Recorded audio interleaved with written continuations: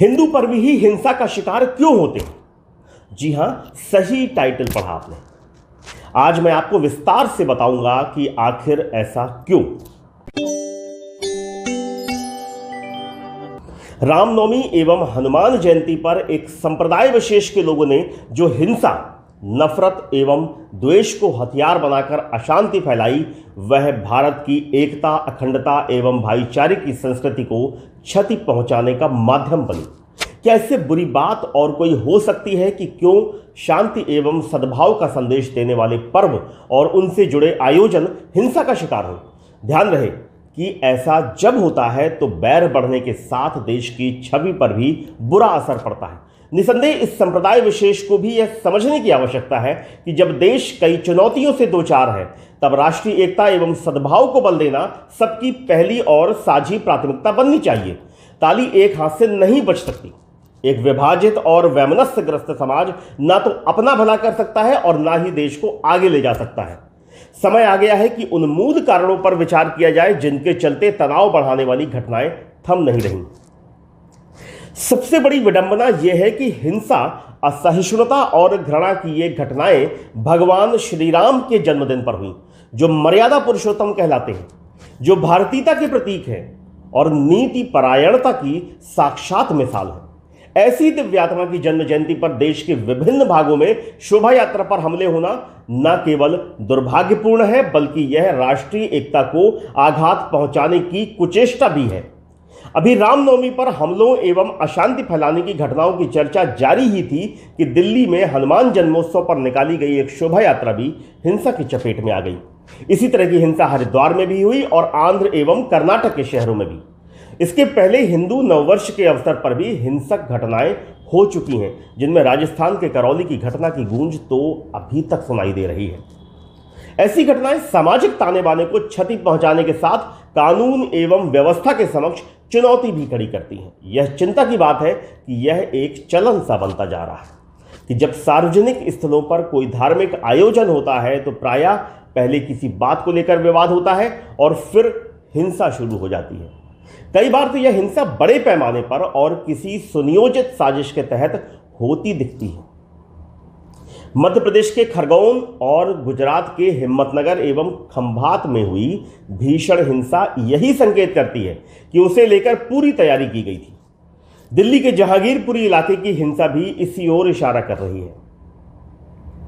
देश का चरित्र बनाना है तथा स्वस्थ, सौहार्दपूर्ण एवं शांतिपूर्ण समाज की रचना करनी है तो हमें एक ऐसी आचार संहिता को स्वीकार करना होगा जो जीवन में पवित्रता दे, राष्ट्रीय प्रेम व स्वस्थ समाज की रचना की दृष्टि दे, कदाचार के इस अंधेरे कुएं से निकाले।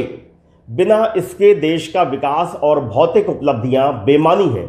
व्यक्ति, परिवार और राष्ट्रीय स्तर पर हमारे इरादों की शुद्धता महत्व रखती है, जबकि हमने इसका राजनीतिकरण कर परिणाम को महत्व दे दिया। घटिया उत्पादन के पर्याय के रूप में जाना जाने वाला जापान आज अपनी जीवन शैली को बदलकर उत्कृष्ट उत्पादन का प्रतीक बन गया है। यह राष्ट्रीय जीवन शैली की पवित्रता का प्रतीक है। इसी तरह भारत भी आज विश्वविख्यात होने की दिशा में अग्रसर हो रहा है, तो उसकी बढ़ती साख एवं समझ को खंडित करने वाली शक्तियों को सावधान करना ही होगा। भारत जैसी माटी में जन्म लेना बड़ी मुश्किल से मिलता है। विश्व बंधुत्व एवं वसुधैव कुटुंबकम की विचारधारा वाला यह राष्ट्र विभिन्न संस्कृतियों एवं संप्रदायों को अपने में समेटे है, तो यह यहाँ के बहुसंख्यक समुदाय की उदार सोच का परिणाम रहा है। इसी बहुसंख्यक हिंदू समुदाय को आखिर कब तक कमजोर किया जाता रहेगा? क्यों किया जाएगा? कल पर कुछ मत छोड़िए। कल जो बीत गया और जो कल आने वाला है, दोनों ही हमारी पीठ के समान है, जिसे हम देख नहीं सकते। आज हमारी हथेली है जिसकी रेखाओं को हम देख सकते हैं। अब हथेली की रेखाओं को कमजोर करने एवं लहूलुहान होते तो नहीं देखा जा सकता ना। ताजा घटनाओं के मूल में भड़काऊ नारे एवं संकीर्ण राजनीति के मंसूबे सामने आए हैं। इन आरोपों की जांच होने के साथ यह भी देखा जाना चाहिए कि क्या कुछ राजनीतिक दल किसी भी बहाने भड़कने और हिंसा करने के लिए तैयार बैठे रहते हैं। वास्तव में जैसे यह एक सवाल है कि क्या भारतीय संस्कृति के अस्तित्व एवं अस्मिता से जुड़े इन धार्मिक आयोजनों पर पथराव, तोड़फोड़ और आगजनी करना जरूरी समझ लिया गया है। इन प्रश्नों पर दलगत राजनीति से परे होकर गंभीरता के साथ विचार होना चाहिए। इसी तरह पुलिस प्रशासन को भी यह देखना होगा कि वैमनस्य बढ़ाने वाली घटनाएं क्यों बढ़ती चली जा रही हैं। हिजाब, हलाल और अजान के नाम पर सांप्रदायिक शक्तियों को संगठित करने एवं दूसरे धर्मों के आयोजनों पर हिंसक हमलों ने आज तेजी के साथ हिंसा, असहिष्णुता, नफरत, बिखराव और घृणा की सांप्रदायिक जीवन शैली का रूप ग्रहण कर लिया है। यह खतरनाक स्थिति है, कारण सबको अपनी अपनी पहचान समाप्त होने का खतरा दिख रहा है। भारत मुस्लिम संप्रदायवाद से आतंकित रहा है, जब इस्लामवाद भारत की मूल संस्कृति को लहूलुहान करने पर आमादा दिख रहा है और प्रतिक्रिया स्वरूप यदि उदार हिंदू भी इसी आधार पर गोलबंद हो रहे हैं, तो गलती किनकी मानी जाएगी।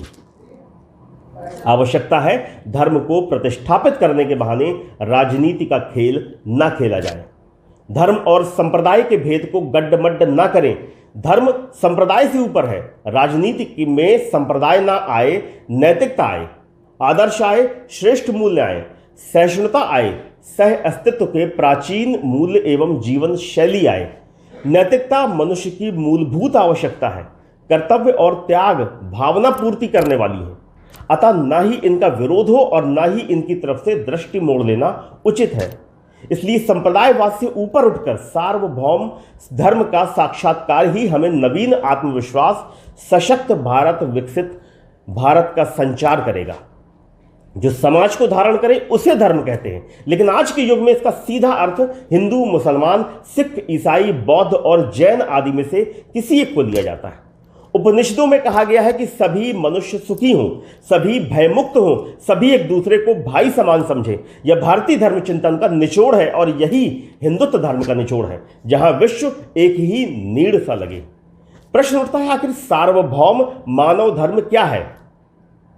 भारतीय दृष्टि में पाश्चात्य मत ही धर्म की अवधारणा एकांगी और संप्रदाय की अवधारणा के अधिक नजदीक है, जबकि धर्म शब्द रिलीजन से ज्यादा व्यापक है।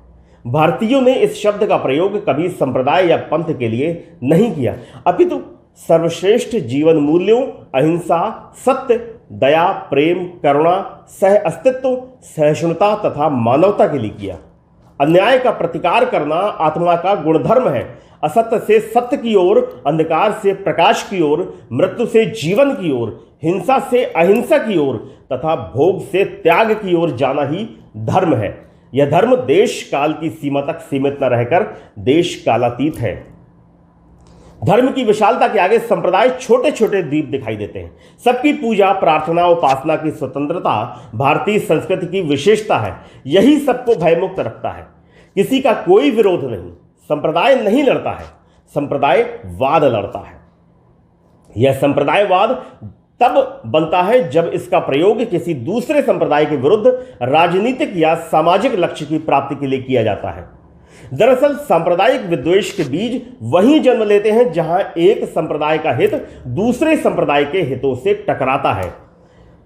भारत में हिंदू मुस्लिम हित परस्पर टकरा रहे हैं, इसलिए सांप्रदायिकता बढ़ रही है और धार्मिकता नष्ट हो रही है। अब भारत के लोगों को सोचना है कि ऐसी हिंसाओं को बढ़ावा देकर देश को अराजकता के रास्ते पर धकेलना है या देश को फिर से विश्वगुरु के सिंहासन पर आरूढ़ करना है। विचार आपको भी करना है। आज के लिए बस इतना ही। बुंदेलखंड न्यूज में आपके विचारों और सुझावों का हमेशा स्वागत है, इसलिए अपनी प्रतिक्रिया जरूर दें। धन्यवाद। हमारे चैनल को सब्सक्राइब करने के बाद घंटी जरूर दबाएं।